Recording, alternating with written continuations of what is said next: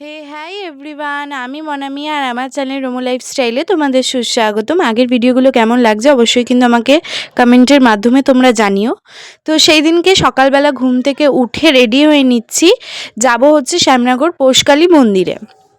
তো দেখো খুব সুন্দর করে রেডি হয়ে নিচ্ছি। এবার আমি পুজো দিতে পারবো না, আমার কয়েকটা সমস্যা আছে ফ্যামিলিগত, তো সেই কারণে আমি পুজো দিতে পারবো না। রোহিত নিজের পুজোটা নিজেই দেবে এইবার। আগের বছর আমরা একসাথেই পুজো দিয়েছিলাম, এবছরও তাই ওর সাথে যাচ্ছি, বাট পুজোটা ওর নামে আমি দিতে পারবো না। তো দেখো খুব সুন্দর করে রেডি হয়ে নিয়েছে। আর আমি জানি লাল ব্লাউজ পরিনি বলে হয়তো খুব একটা শাড়িটা ফুটছে না, বাট কিছু করার নেই। আমি তখন খুঁজে পাচ্ছিলাম না, তাড়াহুড়োর মধ্যে ছিলাম, অনেক দেরি হয়ে গেছিলো, ওর আবার কাজেও যাওয়ার ছিল সকালবেলা, ওর জন্য আর কি তাড়াতাড়ি করে রেডি হয়ে এখন পৌঁছে গেছি হচ্ছে কালী মন্দিরে। আর কালী মন্দির পুরো ফাঁকা ছিল। নৈহাটি বড়মা ভাইরাল হওয়ার পর থেকে আমাদের পৌষ কালী মন্দিরটা একদম ফাঁকা হয়ে গেছে, সেরকম ভিড়ই হয় না, মানে একটু লোক নেই। মানে আমরা যখন গেছি আমরা প্রায় 9:30 অবধি ছিলাম ওখানে, ওই 8:30 থেকে।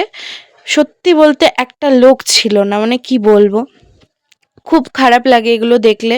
তো তোমরা অবশ্যই যদি কোনো দিন মানে শ্যামনগর কালীবাড়ি মন্দিরে না এসে থাকো, অবশ্যই ঘুরে যাও, খুবই ভালো জায়গা আর খুব ভালোভাবে পুজো দেওয়ায়।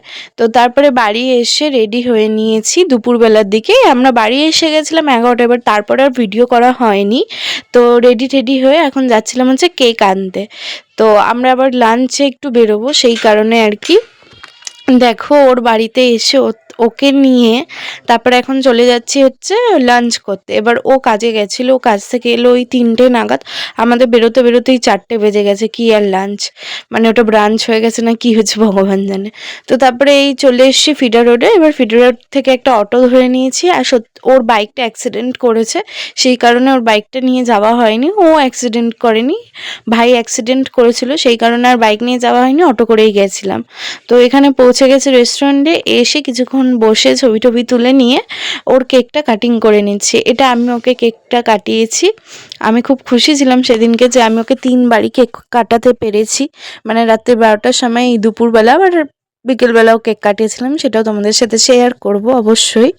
আর দেখো এরকম ও দুষ্টু মিষ্টি এরকম করতেই থাকে। আর তারপরে খাওয়া নিয়ে নিয়েছিলাম, খাবারের মধ্যে অনেক কিছুই ছিল। তার মধ্যে এখানে ফার্স্ট চিকেন স্টার্টারটা খাচ্ছিলাম, আর ভিডিওটা কন্টিনিউ করা হয়নি। কী কী খেয়েছি অবশ্যই তোমাদের ফটোতে শেয়ার করে দেবো। তো আজকের ভিডিওটা এই অবধি, পরের পার্টের জন্য অবশ্যই অপেক্ষা করো।